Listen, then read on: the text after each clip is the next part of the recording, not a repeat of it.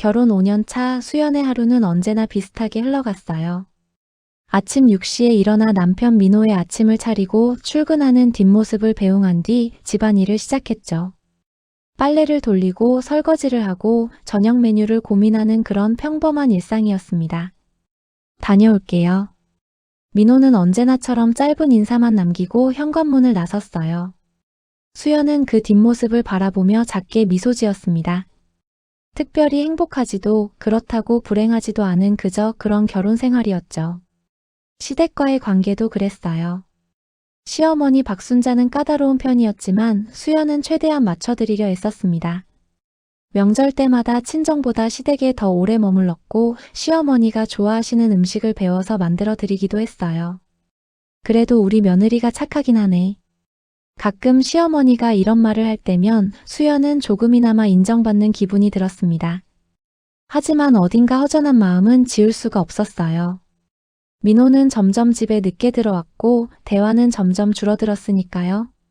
수연은 그저 시간이 지나면 나아지겠지 그렇게 스스로를 위로하며 살았습니다. 그때는 몰랐어요. 이 평범한 일상이 곧 산산이 부서질 거라는 걸. 변화는 서서히 찾아왔어요. 민호의 휴대폰이 울릴 때마다 그는 화면을 재빨리 뒤집었습니다. 전화를 받을 때는 꼭 베란다로 나가거나 화장실로 들어갔죠. 회사 일이야. 중요한 프로젝트라서. 민호는 그렇게 대답했지만 수연의 마음 한구석에는 작은 의심이 자라나기 시작했어요. 주말에도 회사에 나가는 날이 잦아졌습니다.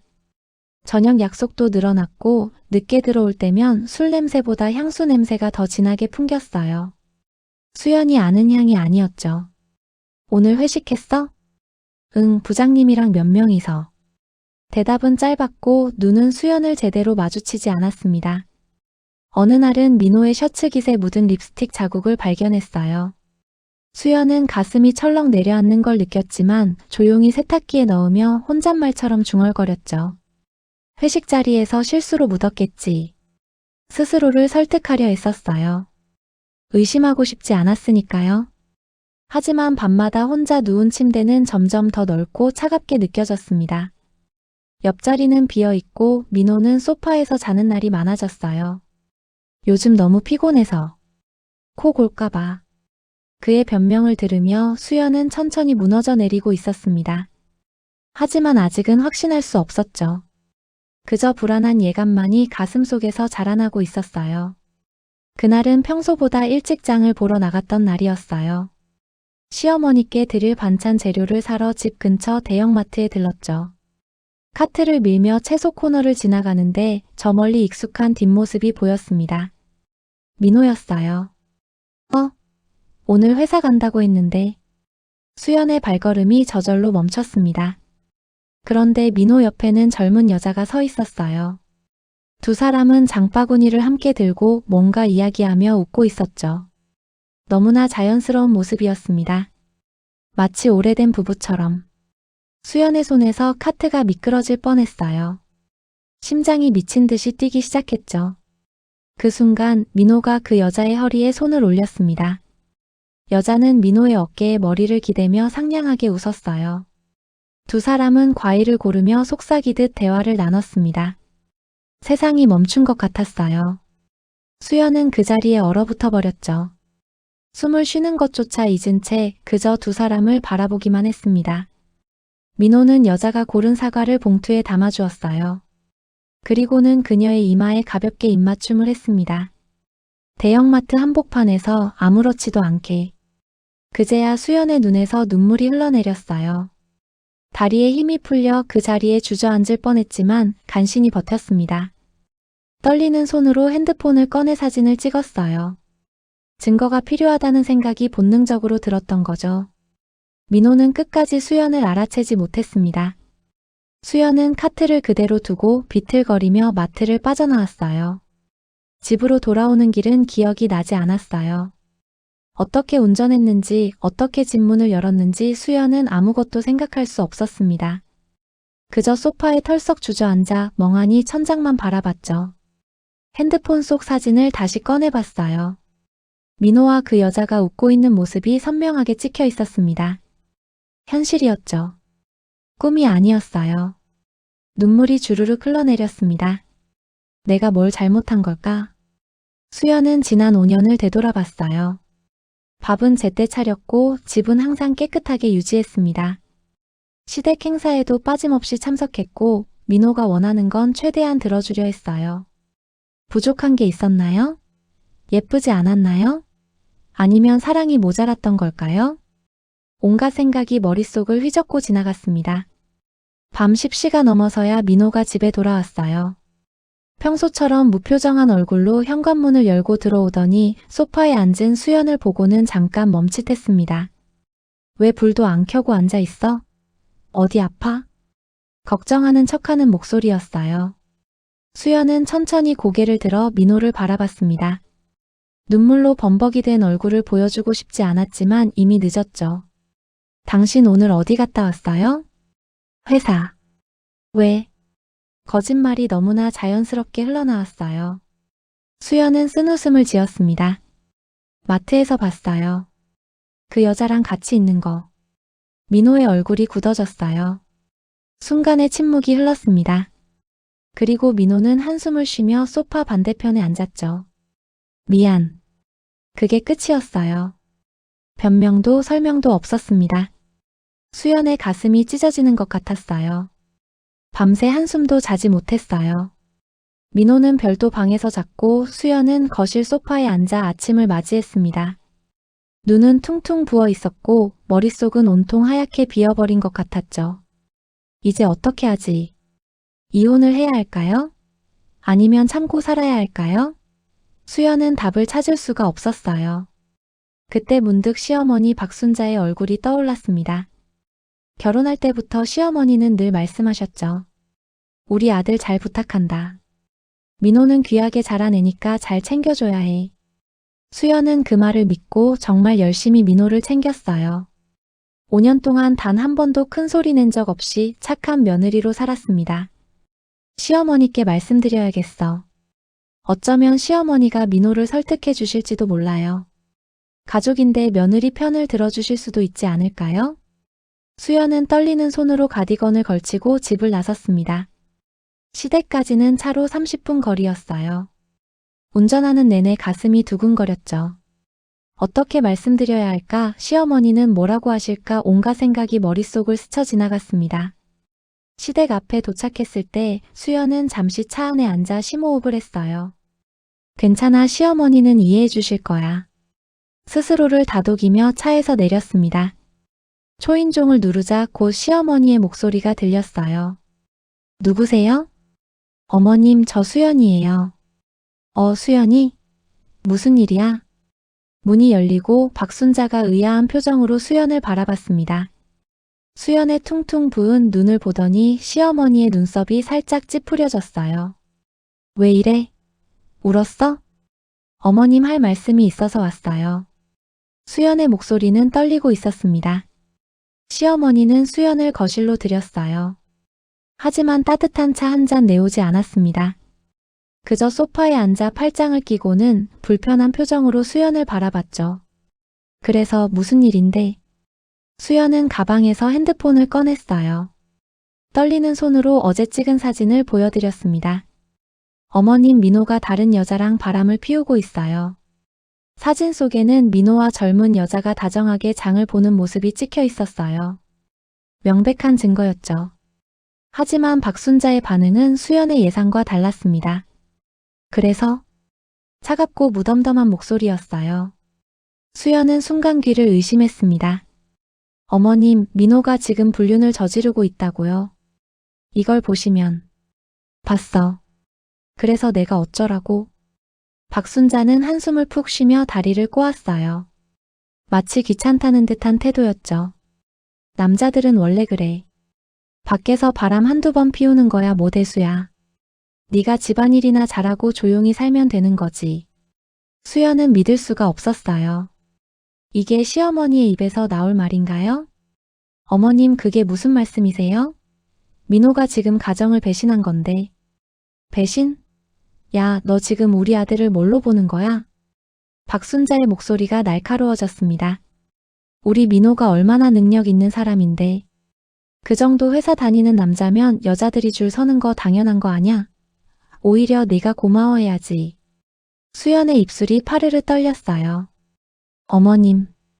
됐어, 그만 가봐. 나 바쁘니까. 시어머니는 더 이상 이야기를 듣고 싶지 않다는 듯 손사래를 쳤습니다. 수연은 그 자리에 얼어붙은 채 시어머니를 바라볼 수밖에 없었어요. 수연은 포기할 수 없었어요. 어머님, 제발 제 이야기 좀 들어주세요. 저도 사람이에요. 5년 동안 이 집안을 위해서 얼마나. 5년? 겨우 5년 살았다고 무슨 큰일이라도 한 것처럼 그래? 박순자가 비웃듯 끼어들었습니다. 너 같은 애들이 요즘 문제야. 조금만 힘들면 바로 이혼 타령하고. 우리 때는 말이야, 어떤 일이 있어도 참고 살았어. 그게 여자의 도리지. 하지만 이건. 하지만은 무슨 하지만이야. 박순자의 목소리가 갑자기 커졌어요. 수연은 깜짝 놀라 뒤로 물러났죠. 너 거울 좀 봐. 네가 뭐가 그렇게 잘났다고 우리 아들한테 따질 생각을 해? 친정에서 가져온 것도 없으면서. 가슴이 철렁 내려앉았습니다. 우리 민호 같은 남자 만난 것만 해도 내 팔자지. 알아? 너 없어도 우리 아들한테 여자 줄 서 있다고. 한마디 한마디가 날카로운 칼처럼 수연의 가슴을 찔렀어요. 그리고 솔직히 말할까? 네가 임신이라도 했으면 모를까? 5년 동안 애 한 명 못 낳았잖아. 그것도 문제 아니야?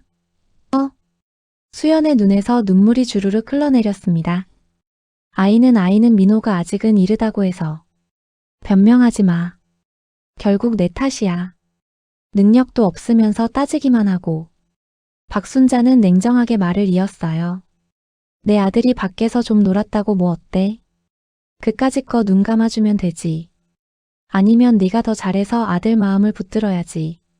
그것도 못하면서 무슨 할 말이 있어? 수연은 더 이상 아무 말도 할 수 없었습니다. 박순자는 자리에서 일어났어요. 수연을 내려다보며 마지막 한마디를 던졌습니다. 야, 수연아. 내 말 잘 들어. 시어머니의 목소리는 얼음장처럼 차가웠어요. 뭘 어째. 능력 없는 네가 참아야지. 그 말이 수연의 귓가에 메아리처럼 울렸습니다. 능력 없는 네가 참아야지. 능력 없는 네가 참아야지. 수연의 눈동자가 흔들렸어요. 온몸에서 힘이 빠지는 것 같았죠. 민호한테 잘 보여. 더 예쁘게 꾸미고 더 상냥하게 굴고 더 잘해줘. 그럼 돌아올 거야. 남자들은 원래 집으로 돌아오게 돼 있어. 박순자는 현관문을 열었습니다. 수연을 내쫓으려는 거였죠. 이제 가봐. 나 오늘 친구들이랑 약속 있어서 바빠. 그리고 쓸데없는 소리로 우리 아들 괴롭히지 말고. 수연은 비틀거리며 일어났어요. 다리에 힘이 제대로 들어가지 않았습니다. 현관을 나서는 순간 뒤에서 박순자의 목소리가 한 번 더 들려왔어요. 참, 그리고 말이야. 다음부터는 이런 일로 함부로 찾아오지 마. 시어머니 체면 구기는 거야. 쾅. 문이 닫혔습니다. 수연은 시댁대문 앞에 멍하니 서 있었어요. 눈물조차 나오지 않았습니다. 그저 텅 빈 것 같았죠. 하늘을 올려다봤어요. 구름 한 점 없이 맑은 하늘이었습니다. 아이러니하게도 날씨만은 너무나 화창했어요. 수연은 천천히 발걸음을 옮겼습니다. 차에 올라타 시동을 걸었지만 어디로 가야 할지 알 수 없었죠. 그냥 앞으로 나아갈 수가 없었어요. 차 안에서 한참을 울었어요. 핸들에 이마를 기댄 채 수연은 소리 없이 눈물을 흘렸습니다. 지나가는 사람들의 시선도 신경 쓰이지 않았어요. 그저 마음이 무너져 내리는 걸 막을 수가 없었죠. 내가 뭘 잘못했을까? 같은 생각이 머릿속을 맴돌았습니다. 남편은 바람을 피웠고 시어머니는 며느리가 참으라고 했어요. 5년 동안 쌓아온 모든 게 한순간에 무너져 내렸습니다.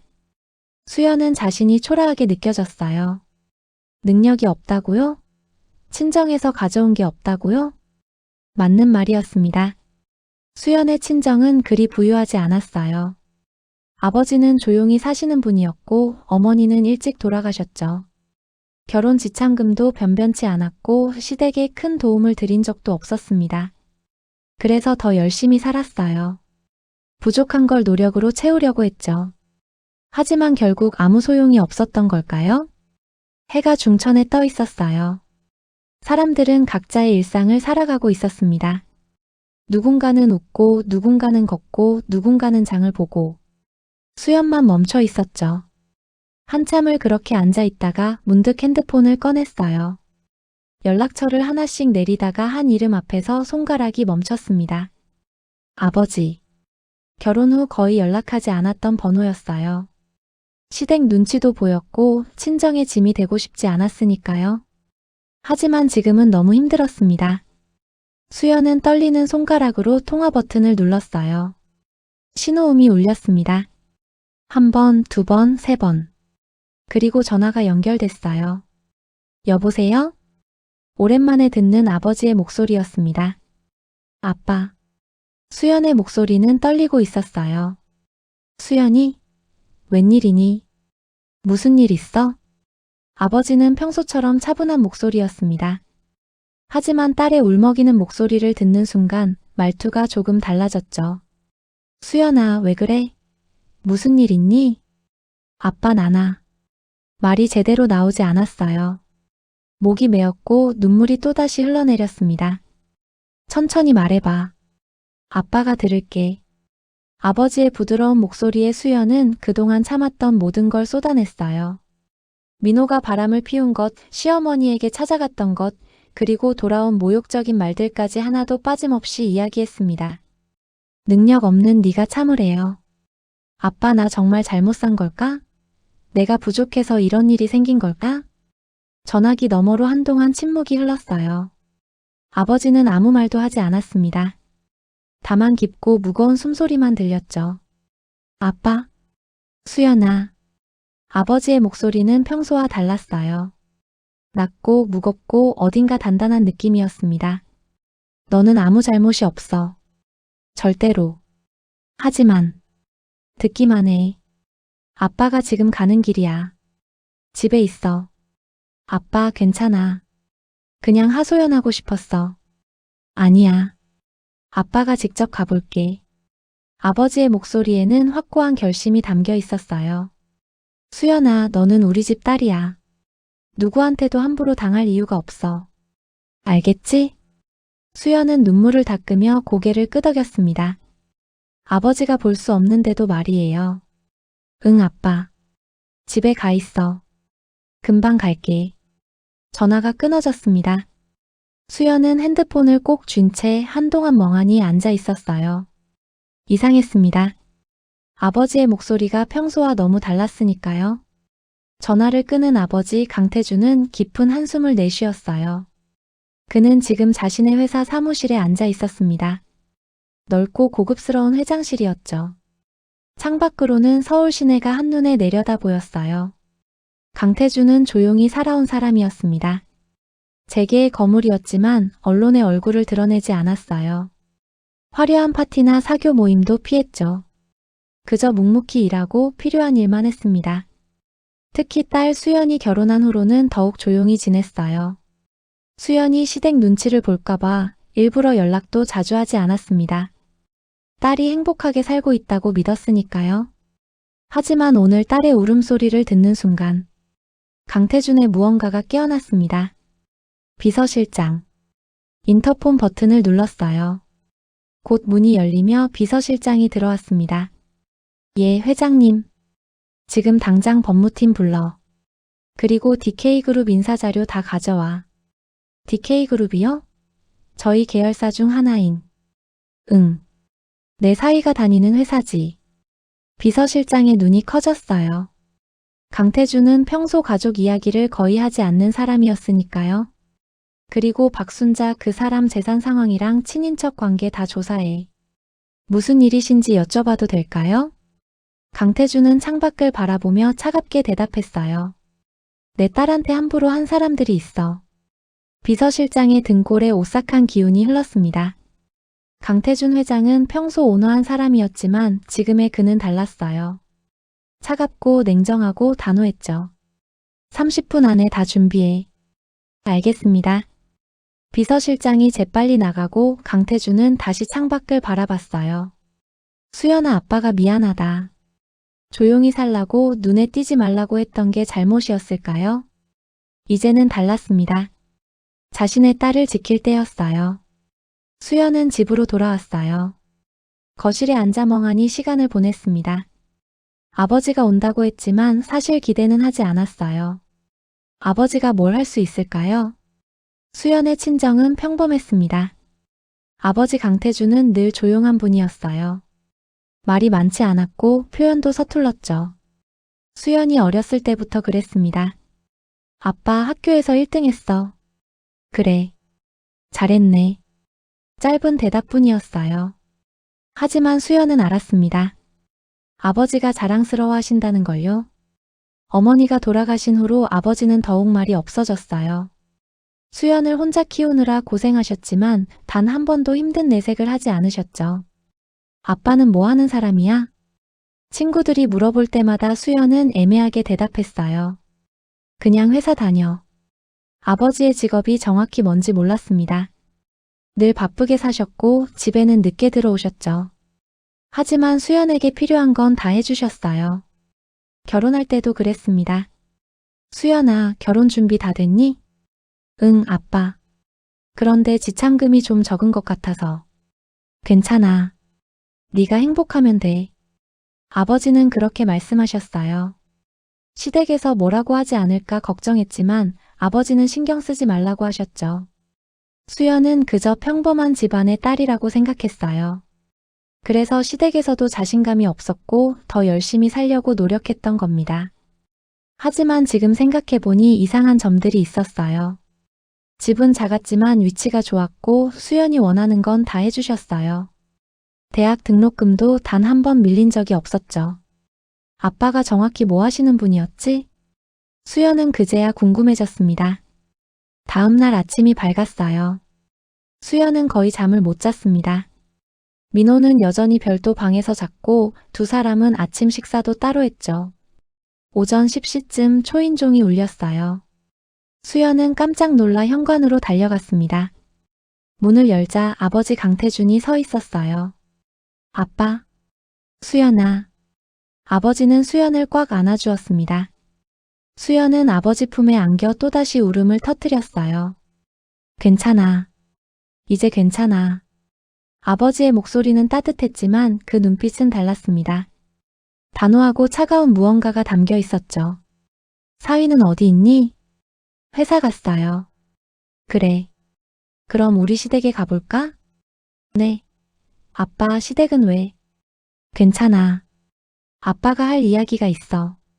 강태주는 수연의 손을 잡고 밖으로 나왔어요. 현관 앞에는 고급 세단 2대가 서 있었습니다. 아빠, 저 차들은? 다. 수연은 영문도 모른 채 차에 올랐어요. 아버지도 옆에 탔죠. 차가 출발했습니다. 시댁을 향해서요. 가는 내내 수연은 불안했어요. 아버지가 시댁에 가서 뭘 하시려는 걸까요? 혹시 시어머니랑 싸우시는 건 아닐까요? 아빠, 그냥 집에 가요. 괜찮아요. 수연아. 아버지가 수연의 손을 꽉 잡았습니다. 아빠가 너한테 미안해. 지금까지 너무 조용히 살라고만 했지. 네가 고생하는 걸 몰랐어. 아빠. 이제는 아냐. 아빠가 다 해결할게. 강태준의 눈빛에는 확고한 결심이 담겨 있었어요. 차는 어느새 시댁 앞에 도착했습니다. 뒤따라온 차에서도 사람들이 내렸어요. 정장을 입은 남자들 서너 명이었죠. 수연은 점점 더 불안해졌습니다. 아빠, 저 사람들은 누구예요? 걱정 마. 아빠 회사 사람들이야. 강태준은 당당하게 시댁 초인종을 눌렀어요. 누구세요? 박순자의 목소리가 들려왔어요. 저 강태준입니다. 수연이 아버지요. 잠시 침묵이 흘렀습니다. 박순자는 당황한 듯 했죠. 아, 사돈 어른. 갑자기 웬일이세요? 할 말이 있어서 왔습니다. 문 좀 열어주시죠. 문이 열렸어요.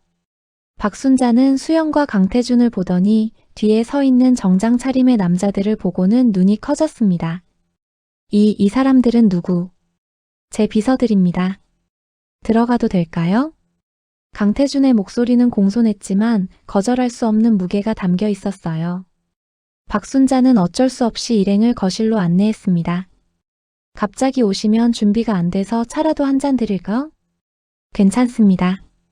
강태준은 소파에 앉지 않고 서서 박순자를 바라봤어요. 사모님, 어제 우리 수연이가 여기 왔었죠? 네. 왔었죠. 박순자는 불편한 표정을 지었어요. 그래서 사모님께서 우리 딸한테 뭐라고 하셨습니까? 그게 뭐 별거 아니었는데요. 부부싸움은 칼로 물 베기라고 그냥 잘 지내라고 했죠. 정말 그게 다입니까? 강태준의 목소리에 날이 섰어요. 능력 없는 네가 참아야지 라는 말도 하셨다던데요. 박순자의 얼굴이 굳어졌습니다. 그건 사돈 어른 오해가 있으신 것 같은데. 오해가 아닙니다. 제 딸이 직접 들었어요. 강태준은 한 발짝 앞으로 다가섰어요. 우리 수연이가 능력이 없다고 하셨죠? 친정에서 가져온 게 없다고도 하셨고. 그게 아니라. 그럼 뭡니까? 강태준의 눈빛이 차갑게 식었습니다. 박순자는 말문이 막혔어요.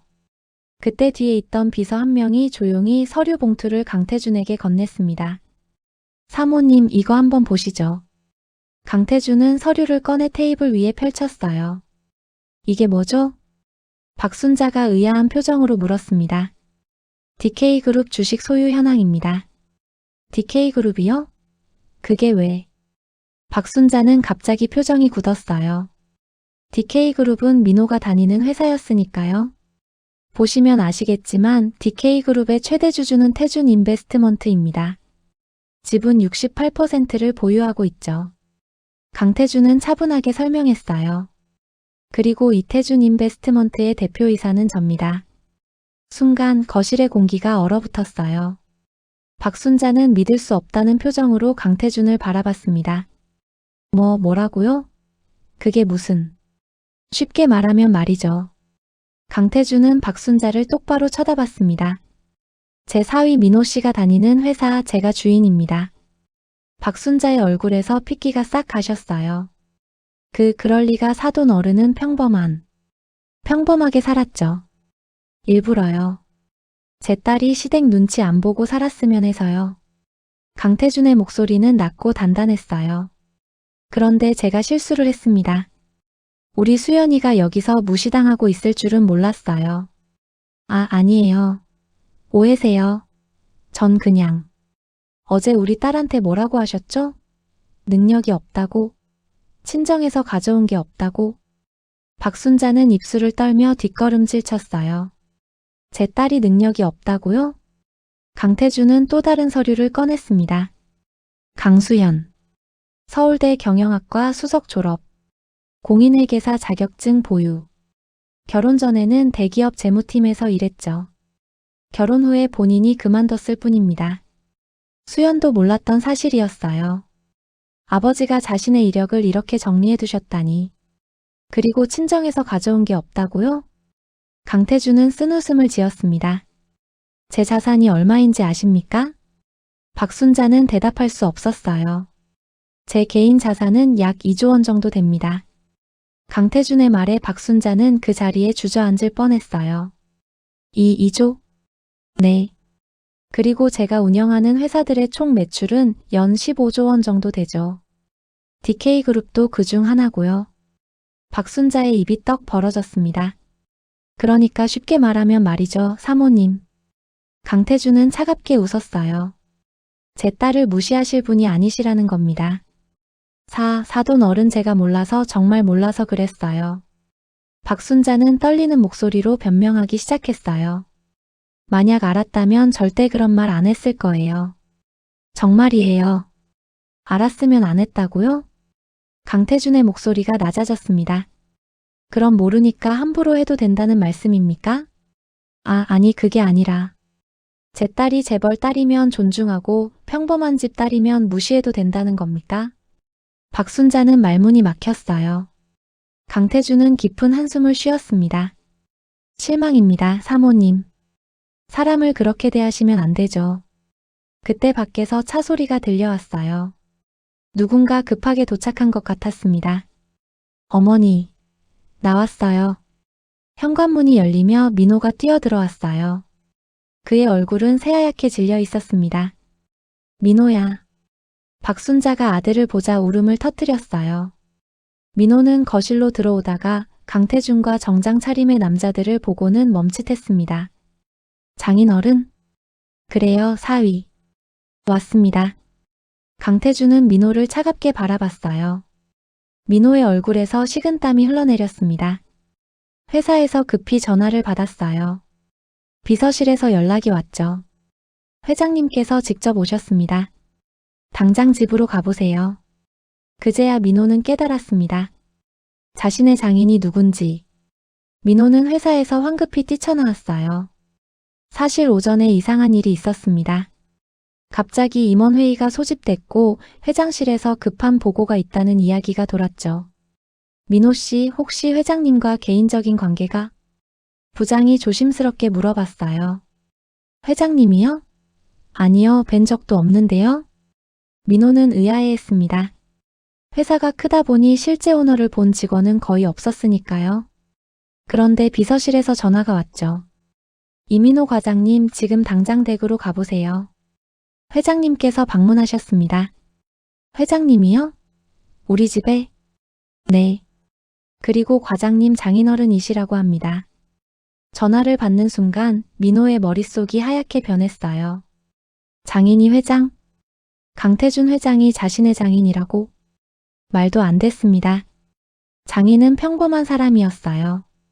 조용히 사시는 분이었고 결혼식 때도 검소하게 치르셨죠. 하지만 비서실이 거짓말을 할 리 없었어요. 민호는 차를 몰고 집으로 달려왔습니다. 가는 내내 온갖 생각이 머릿속을 휘몰아쳤죠. 혜진이랑 만난 거 알아? 어머니가 수연이한테 한 말들 다 들었을까? 회사에서의 내 입지는? 집 앞에 도착했을 때 고급 세단 2대가 서 있었어요. 민호는 떨리는 손으로 현관문을 열었습니다. 그리고 지금 거실에 서 있는 장인 강태준을 마주했죠. 장인어른. 민호의 목소리가 떨렸어요. 앉으시죠, 사위. 강태준의 목소리는 차가웠습니다. 민호는 다리에 힘이 풀려 소파에 주저앉았어요. 옆에서 어머니 박순자가 울고 있었지만 민호는 아무 말도 할 수 없었습니다. 혹시 회사에서 연락 받았습니까? 네, 받았습니다. 그럼 제가 누군지 아시겠네요. 민호는 고개를 끄덕였어요. 강태준은 수연을 바라봤습니다. 수연아, 이제 네가 말해봐. 이 사람한테. 수연은 떨리는 목소리로 입을 열었어요. 민호 씨, 우리 이혼해요. 수연아. 더 이상 못 살겠어요. 당신이 바람 피운 것도 시어머니한테 무시당한 것도 다 지쳤어요. 수연의 눈에서 눈물이 흘러내렸지만 목소리는 단호했습니다. 수연아, 미안해. 정말 미안해. 내가 잘못했어. 민호가 다가가려 했지만 강태준이 가로막았어요. 사위, 사과는 필요 없습니다. 이미 늦었어요. 그때 강태준의 비서가 조용히 다가와 귓속말을 했습니다. 강태준은 고개를 끄덕이고는 민호를 바라봤어요. 사위, 그 여자 혜진이라고 했죠? 지금 어디 있습니까? 민호의 얼굴이 새하얗게 질렸어요. 장인어른 그건. 물어본 겁니다. 어디 있어요? 집에 있을 겁니다. 주소 알려주시죠. 강태준의 말에 민호는 어쩔 수 없이 혜진의 주소를 알려줬어요. 비서는 재빨리 메모하고 밖으로 나갔습니다. 뭐 하시려고요? 민호가 불안한 목소리로 물었어요. 당연하죠. 우리 사위 회사 경력 관리를 해야죠. 강태준은 냉정하게 말했습니다. 혜진 씨, DK그룹 마케팅팀 대리죠? 제 회사 직원이니 제가 관리해야 하지 않겠습니까? 민호는 아무 말도 할 수 없었어요. 30분쯤 지났을까요? 밖에서 또다시 차 소리가 들렸습니다. 비서가 누군가를 데리고 온 것 같았어요. 현관문이 열리고 젊은 여자가 떨며 들어왔습니다. 혜진이었어요. 과장님, 이게 무슨... 혜진은 민호를 보고는 당황한 표정을 지었어요. 그리고 거실에 있는 사람들을 보더니 얼굴이 하얗게 변했죠. 혜진 대리. 강태준이 그녀를 불렀습니다. 회장님? 혜진은 회사 회장이 이 자리에 있다는 사실에 충격을 받았어요. 앉으시죠. 혜진은 떨리는 다리로 소파에 앉았어요. 혜진 대리, 이민호 과장과 무슨 관계입니까? 강태준의 질문에 혜진은 입술을 깨물었어요. 그냥 직장 동료입니다. 거짓말하지 마세요. 제가 조사한 거 다 있습니다. 비서가 또 다른 서류를 꺼냈어요. 지난 3개월간 두 분이 함께 다녀온 호텔 기록입니다. 용인, 가평, 강릉 주말마다 다니셨더군요. 서류가 테이블 위에 펼쳐졌습니다. 혜진의 얼굴이 새하얗게 질렸어요. 그리고 이민호 과장 법인카드 사용 내역도 있습니다. 혜진 대리 명품 가방, 의류, 액세서리 회사 돈으로 구매하셨더군요. 저는 몰랐어요. 과장님이 그냥 선물이라고. 혜진이 황급히 변명했어요. 법인카드로 개인 물품을 구매한 건 횡령입니다. 알고 계셨죠? 강태준의 목소리는 차갑기만 했어요. 민호는 식은땀을 흘리며 고개를 숙였습니다. 그리고 두 분 다 기혼자죠? 이민호 과장은 결혼 5년 차고 혜진 대리도 작년에 결혼하셨더군요. 네. 수연이 놀라 혜진을 쳐다봤어요. 혜진도 결혼한 사람이었다니. 혜진 대리 남편분께도 연락드렸습니다. 곧 도착하실 겁니다. 안 돼요. 회장님 제발. 혜진이 울먹이며 애원했지만 강태준은 요지부동이었어요. 제발은요? 우리 딸은 5년 동안 성실하게 살았습니다. 그런데 두 분이 그걸 무너뜨렸어요. 거실은 침묵에 빠졌습니다. 잠시 후 또 한 명의 남자가 집에 도착했어요. 혜진의 남편이었습니다. 여보 당신 여기서 뭐해? 그 남자는 혜진을 보고는 당황했어요. 강태준의 비서가 조용히 그에게 서류를 건넸습니다. 호텔 기록과 사진들이었죠. 혜진 남편의 얼굴이 일그러졌어요. 이게 뭐야? 여보 미안해 나나. 혜진은 바닥에 주저앉아 울기 시작했습니다. 거실은 아비규환이 되어버렸어요. 혜진의 남편은 서류를 집어던졌어요. 당신 정말 이랬어? 결혼한 지 1년밖에 안 됐는데. 미안해 정말 미안해. 혜진은 울면서 남편에게 빌었지만 그는 돌아서 버렸습니다. 이혼하자. 당장. 남편은 그 말만 남기고 집을 나가버렸어요. 혜진은 바닥에 주저앉아 오열했습니다. 강태준은 그녀를 내려다보며 차갑게 말했어요. 혜진 대리, 오늘부로 해고입니다. 법인카드 횡령 건은 법적 조치 들어갈 겁니다. 회장님 제발 살려주세요. 그리고 이민호 과장. 강태준은 민호를 바라봤어요. 당신도 마찬가지입니다. 오늘부로 해고. 퇴직금도 없습니다. 장인어른 제발 저 잘못했습니다. 민호가 무릎을 꿇었어요. 제발 한 번만 봐주세요. 다시는 이런 일 없을 겁니다. 수연이한테도 진심으로 사과할게요. 늦었습니다. 강태준의 목소리는 단호했어요. 당신이 우리 딸한테 한 짓은 용서받을 수 없어요. 기회는 5년 동안 충분히 있었습니다. 박순자도 옆에서 무릎을 꿇었어요. 사돈 어른 제발 우리 아들만은 회사에서 잘리면 어떻게 살아요. 그건 제가 알 바 아닙니다. 강태준은 박순자를 차갑게 쳐다봤어요. 어제 우리 딸한테 뭐라고 하셨죠? 능력 없는 네가 참으라고 하셨잖아요. 제가 잘못했습니다. 정말 미안합니다. 박순자는 머리를 조아리며 빌었어요. 이제 와서 미안하다고요? 강태준은 쓴웃음을 지었습니다. 진작에 우리 딸한테 그렇게 하셨어야죠. 근데 안 하셨잖아요. 무시하고 모욕하고 참으라고만 하셨죠. 정말 몰라서 그랬어요. 사돈 어른이 그런 분이신 줄 알았으면. 그게 문제입니다. 강태준은 박순자의 말을 잘랐어요. 제가 누구든 간에 우리 딸은 존중받았어야 합니다. 민호와 박순자는 수연 앞에 무릎을 꿇었어요. 수연아 미안해. 정말 미안해. 민호의 목소리는 떨리고 있었습니다. 내가 정신이 나갔었어. 혜진이는 그냥 실수였어. 너를 사랑해. 정말이야. 수연은 그들을 내려다보며 조용히 서 있었어요. 눈물도 나오지 않았습니다. 그저 허무했죠. 박순자도 손을 모으며 빌었어요. 수연아, 시어머니가 잘못했다. 내가 너무 심한 말을 했어. 용서해줘. 응, 어머님. 수연이 처음으로 입을 열었어요. 어제 저한테 뭐라고 하셨죠? 능력 없는 제가 참아야 한다고 하셨잖아요. 그건 내가 정말 잘못 생각한 거야. 네가 능력 있는 애인 거 이제 알았어. 능력이 없었으면 참았어야 하나요? 수연의 목소리는 차분했지만 날이 서 있었어요. 제가 평범한 집 딸이면 무시해도 되는 건가요? 재벌 딸이니까 이제 와서 빌고 계신 거죠? 박순자는 아무 말도 할 수 없었어요. 어머님, 저는 5년 동안 정말 열심히 살았어요. 명절 때마다 시댁에서 밤새 일했고, 어머님 좋아하시는 음식 배워서 만들어 드렸고, 친정은 거의 안 갔어요. 수연의 눈에 눈물이 맺혔습니다. 그런데 어머님은 저를 한 번도 며느리로 생각 안 하셨죠.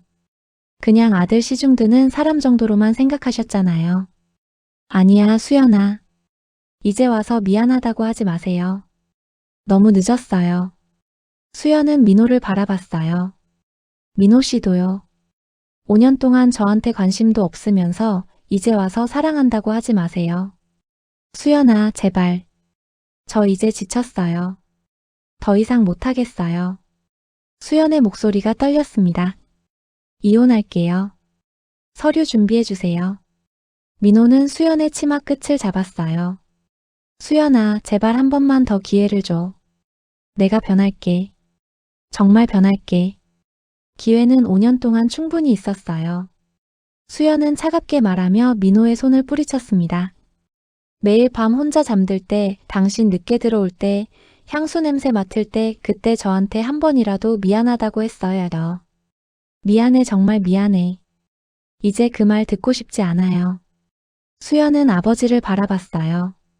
아빠, 집에 가요. 그래, 가자. 강태준은 수연의 어깨를 감싸 안았습니다.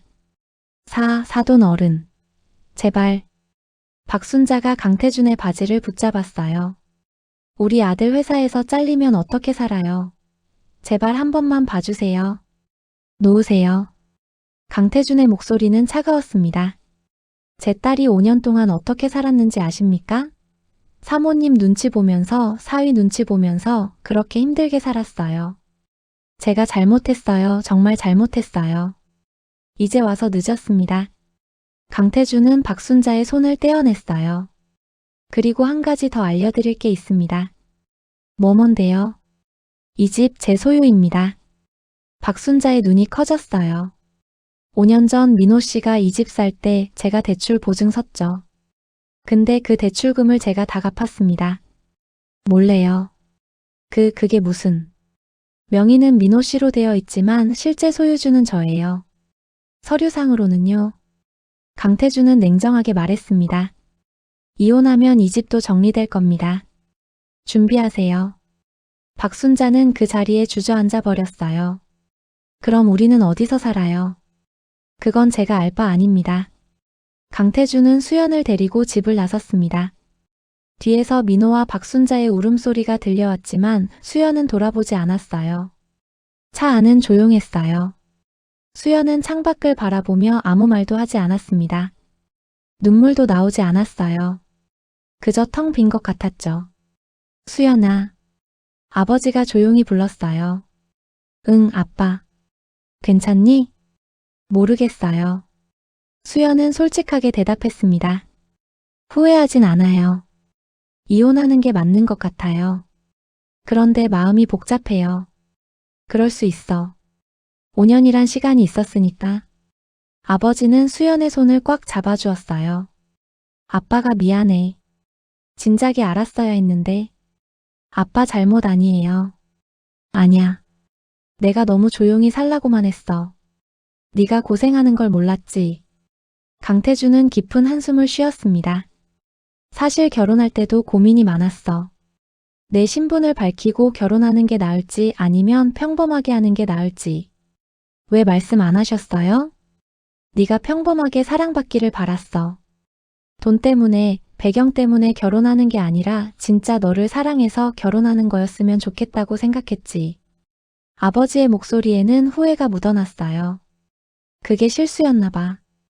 오히려 내가 무시당하게 만들었어. 아빠, 이제는 달라. 아빠가 널 지킬게. 앞으로는 당당하게 살아. 알았지?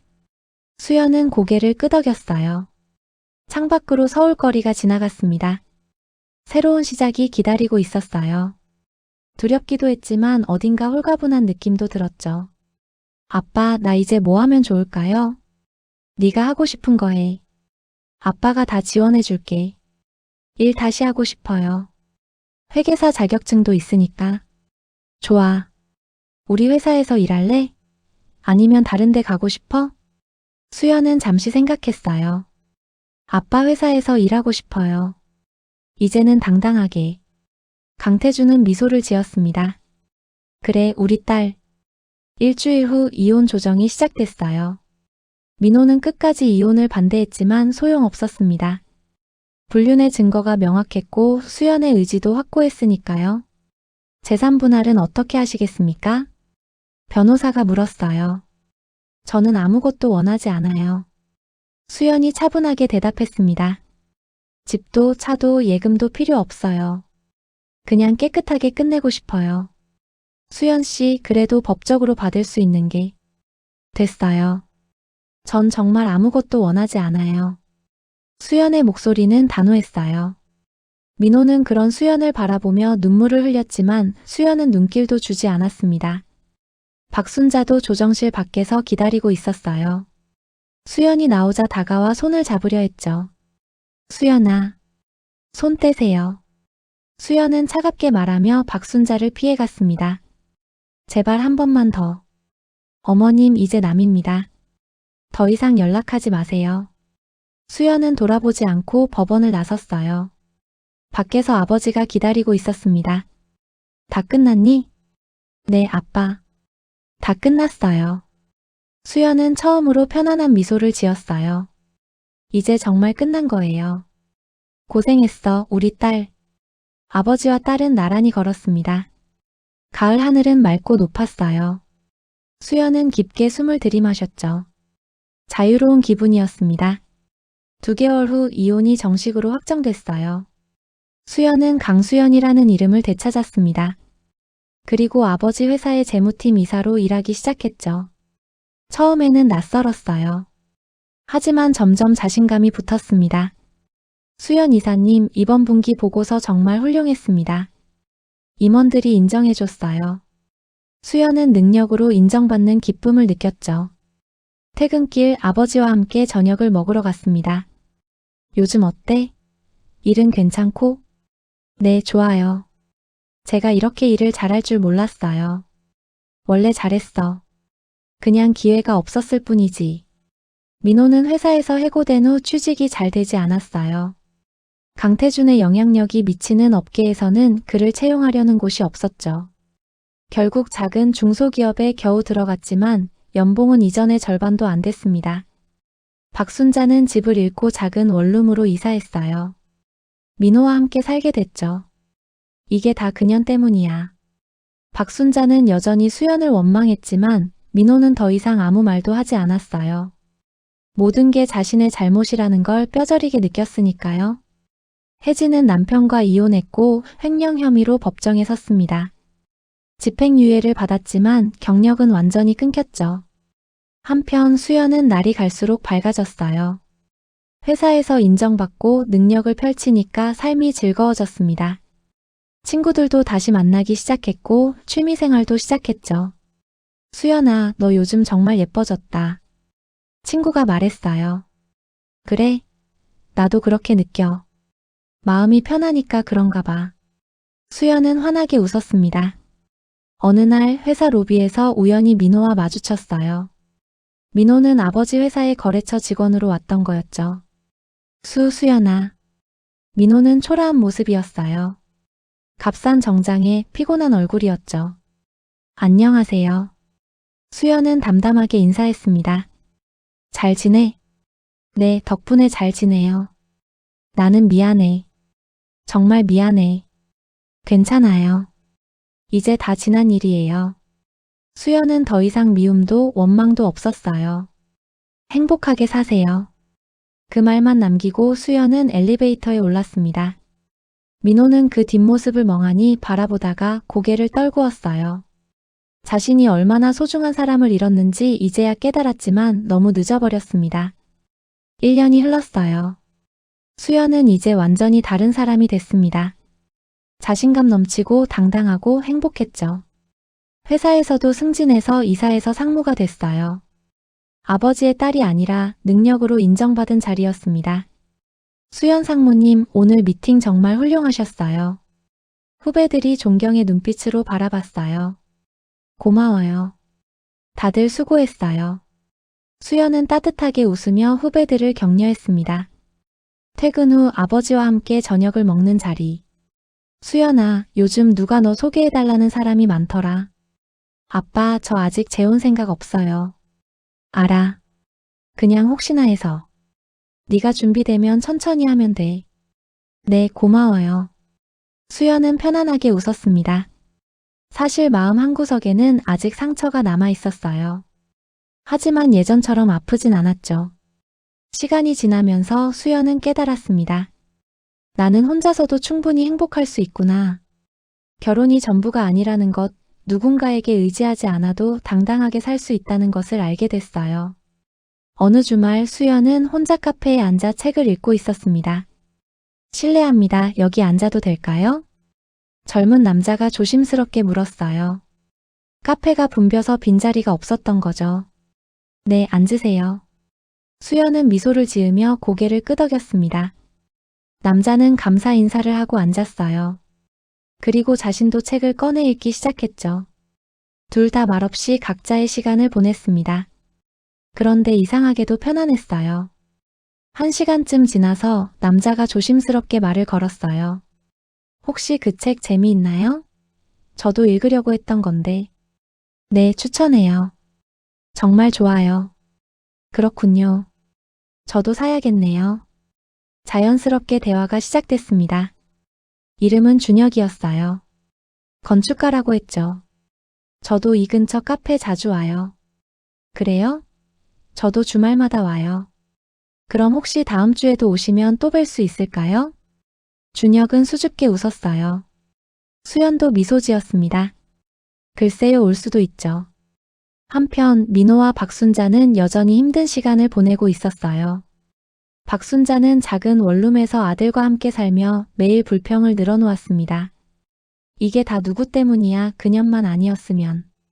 어머니, 그만하세요. 민호는 지쳐 있었어요. 내가 잘못한 거예요. 수연이는 아무 잘못 없어요. 뭐, 네가 지금 그년 편을 들어? 편을 드는 게 아니라 사실이잖아요. 민호는 깊은 한숨을 쉬었습니다. 수연이가 얼마나 좋은 사람이었는데 내가 다 망쳤어요. 에휴, 답답해. 그래도 넌 내 아들이야.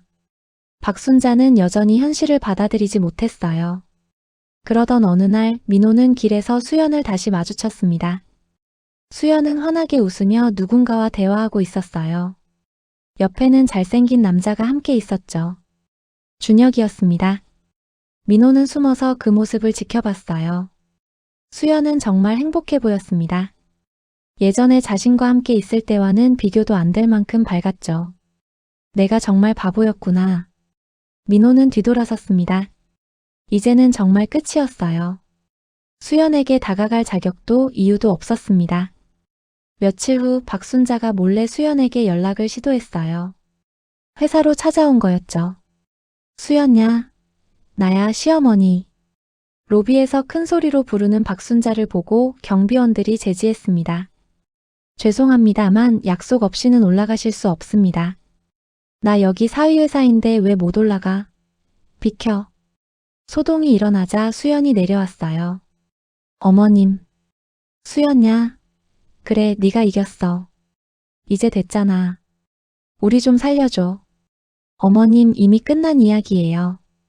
제발 민호라도 다시 회사에 취직시켜줘. 안 돼요.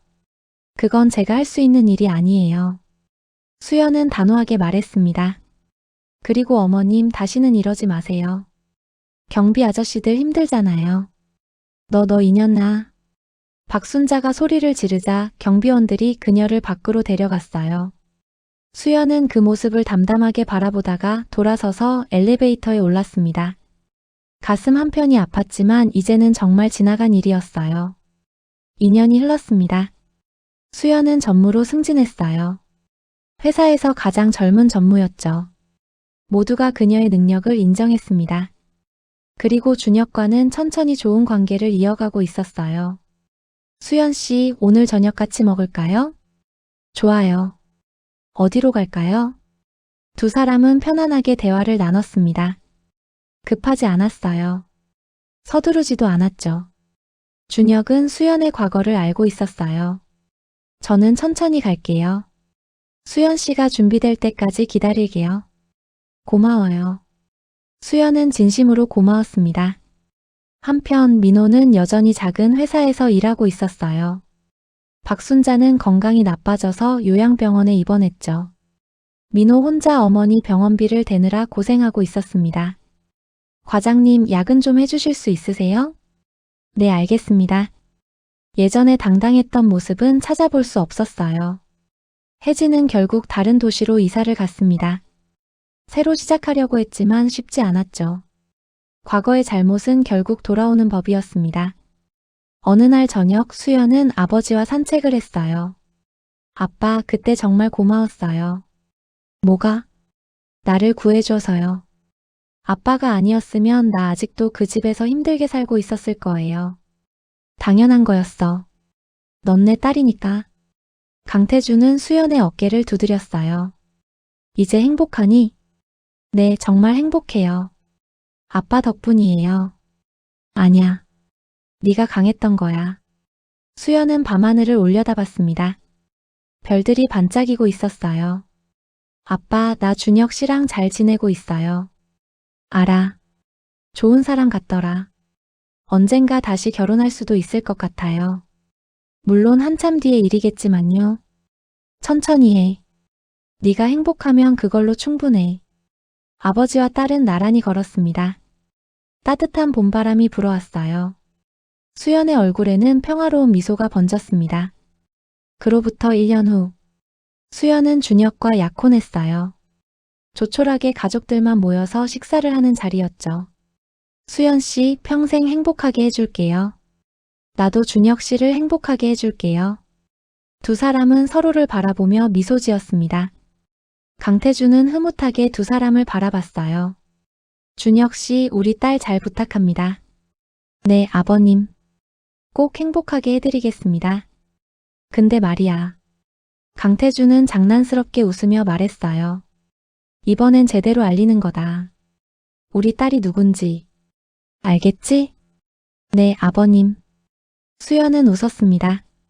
아빠, 이제는 괜찮아요. 숨길 필요 없어요. 그래. 이제는 당당하게 살자. 결혼식은 6개월 후로 잡았어요.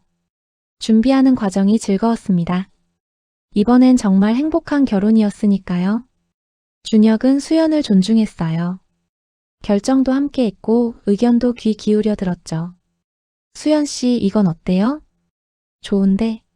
나는 이것도 괜찮을 것 같아. 그럼 둘 다 해볼까요? 이런 소소한 대화들이 수연에게는 너무나 소중했어요. 결혼식 날, 수연은 아름다운 웨딩드레스를 입고 버진로드를 걸었습니다. 아버지가 팔짱을 끼고 함께 걸어주었어요. 아빠, 고마워요. 정말로. 우리 딸 이제 진짜 행복해지는 거다. 네, 아빠. 준혁이 환하게 웃으며 수연을 맞이했어요. 예쁘다, 수연 씨. 고마워요, 준혁 씨. 식장은 따뜻한 분위기로 가득했습니다. 축하해주는 사람들, 행복해하는 두 사람. 이게 진짜 결혼식이구나. 수연은 그렇게 느꼈어요. 민호와 박순자는 물론 초대하지 않았습니다. 그들은 이미 수연의 인생에서 사라진 사람들이었으니까요. 세월은 그렇게 흘러갔어요. 어느 날 수연은 회사 창가에 서서 바깥 풍경을 바라보고 있었습니다. 서울의 하늘은 맑았어요.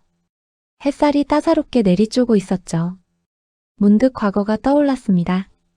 시댁에서 무시당하던 날들, 혼자 울던 밤들, 무릎 꿇고 빌던 모습들.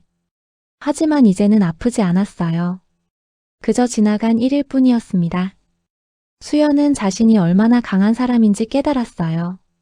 그 힘든 시간을 이겨냈고 다시 일어섰으니까요. 책상 위에는 가족 사진이 놓여 있었습니다. 아버지, 남편 준혁, 그리고 자신. 모두 환하게 웃고 있는 사진이었죠. 나는 행복해. 수연은 조용히 속삭였어요. 진짜 행복은 누군가에게 인정받는 게 아니라 자신을 사랑하는 것에서 시작된다는 걸 알게 됐습니다. 능력이 있든 없든 재산이 많든 적든 그런 건 중요하지 않았어요. 중요한 건 자신을 존중하고 당당하게 사는 거였죠. 창밖으로 새들이 날아갔습니다. 자유롭고 가벼운 모습이었어요. 수연도 그랬습니다. 이제는 누구의 눈치도 보지 않았어요. 누구에게도 휘둘리지 않았죠. 그저 자신의 길을 걸어갈 뿐이었습니다. 저녁이 되어 집에 돌아오니 준혁이 저녁을 준비하고 있었어요. 다녀왔어요? 응, 오늘 좀 늦었지? 괜찮아요. 이제 막 다 됐어요. 함께 식탁에 앉아 저녁을 먹었습니다. 소소한 대화를 나누고 웃음을 나누고 서로를 배려했어요. 이런 평범한 일상이 수연에게는 가장 큰 행복이었습니다. 밤이 깊어갔습니다. 수연은 침대에 누워 천장을 바라봤어요. 그리고 조용히 미소 지었습니다. 긴 여정이었지만 결국 제자리를 찾았어요. 상처는 아물었고 마음은 평화로워졌습니다. 이제는 진짜 자신으로 살아가는 거예요. 당당하게, 떳떳하게, 행복하게. 그렇게 수연의 이야기는 새로운 장으로 이어졌습니다. 과거는 과거일 뿐 미래는 아직 쓰여지지 않은 이야기였으니까요. 이 이야기는 제가 가까운 지인에게 전해 들은 이야기입니다. 겉으로 보기엔 평범한 가정처럼 보였지만 그 안에서는 참아온 상처와 숨겨진 진실이 가득했다고 하더라고요. 하지만 결국 세상은 진심의 편에 서고 잘못한 사람은 스스로 무너질 수밖에 없다는 걸 다시 한번 느꼈습니다. 특히 수연 씨 아버지가 마지막에 보여준 한마디 말보다 더 강력한 존재감은 그동안 억눌렸던 마음을 한 번에 뒤집어주는 통쾌한 장면이었다고 해요. 누군가는 돈과 권력을 믿고 오만해지고 누군가는 착하고 조용하다고 만만하게 보지만 세상은 결국 제대로 갚을 사람에게 정확히 돌아간다는 사실. 정말 사이다 그 자체였습니다. 여러분도 혹시 억울하고 힘든 일을 겪고 있다면 부디 기억하세요. 반드시 끝은 온다. 그리고 진실은 결국 드러난다. 오늘 이야기가 속 시원했다면 구독과 좋아요, 알림 설정 부탁드립니다. 여러분의 관심이 더 많은 사이다 이야기로 돌아오는 힘이 됩니다.